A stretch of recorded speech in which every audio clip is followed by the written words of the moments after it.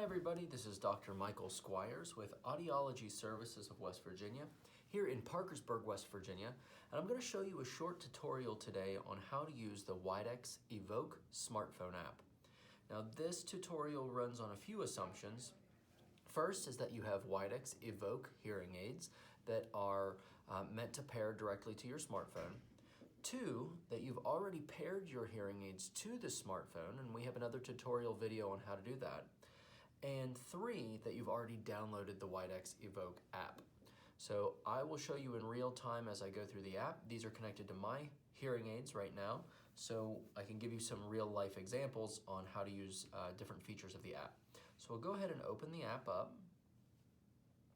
On the main screen here, you're going to see a bunch of icons. Across the top, you're going to see the battery status indicator. So when we click that battery status, you'll see that both of the batteries are okay. These are the batteries of the hearing aids. Whoops. And also that each, the left and the right hearing aid, are connected. There's also a little question mark there at the top of the screen. Now that question mark will pop up in many of the screens. And if you ever have a question on what something is within one of the screens of the app, click that question mark and it'll give you a little short example on how to use that. So click that and see there it explains kind of what you're looking at. You can move over there and it'll go on through all of the features on the screen. Now when we move to the other side of the screen, we see a little hamburger menu. We're going to click that hamburger menu and we see a couple things here. The first and most important in my opinion is the Find My Hearing Aids feature of this app. You'll notice that when I click the Find My Hearing Aids feature, it's going to put a tag, a right and a left tag on my hearing aids. This is our office building, so we can see that indeed that's where our hearing aids are. This is really helpful if you happen to have a hearing aid fall off, or if you leave a hearing aid somewhere and you can't find it.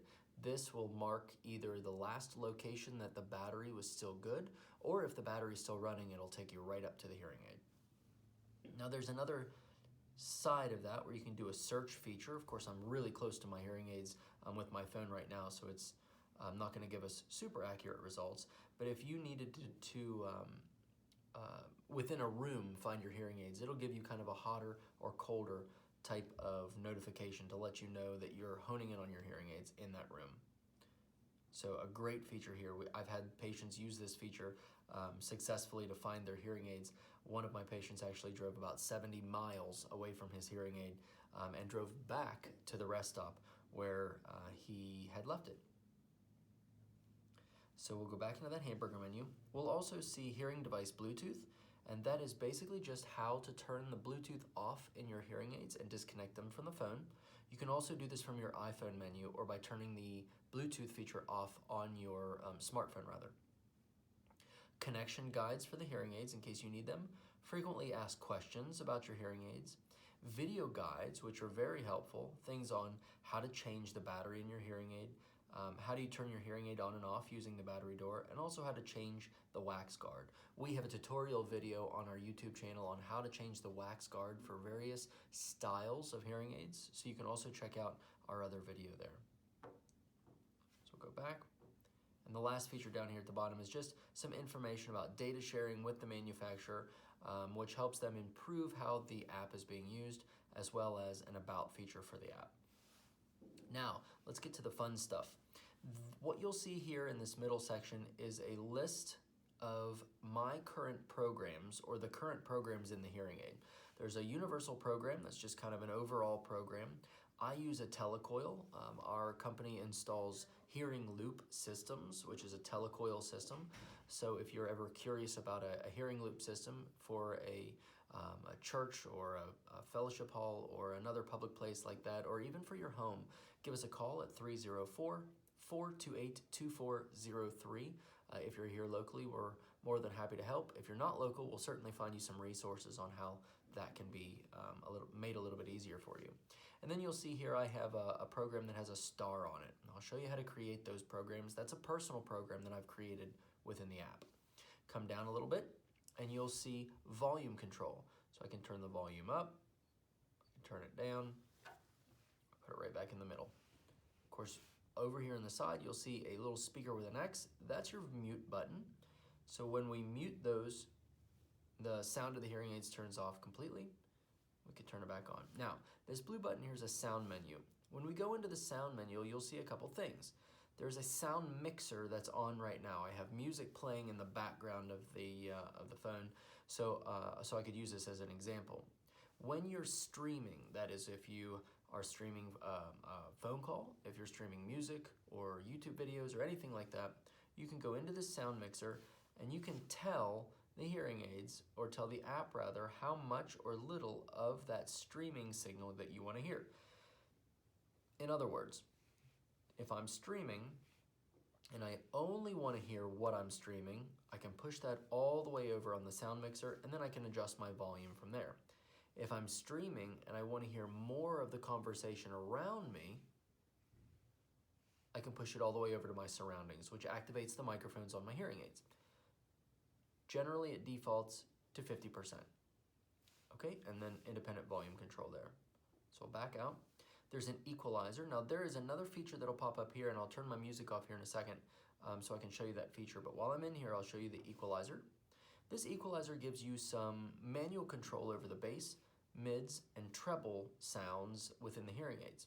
So for example, I've educated my patients that if they get into background noise, like a restaurant, sometimes it's beneficial for them to turn the treble volume up, the bass volume down, which will allow them to, in some cases, kind of overcome some of the background noise, which is a very simple and easy selection to make. Now, if you like this feature or you like the way that this sounds, when you back out, the app will ask if you'd like to save that as a program. So let's say I do. I want to save that as a EAT program. So we'll call it EAT. That's my EAT program. We'll be done with that. Then we'll select a little icon, which is going to be a dinner plate, and we'll create that. So now you'll see I have a favorites program. Okay? So let's go into that favorites program and then go to the sound menu. In the top corner, you're going to see three little dots.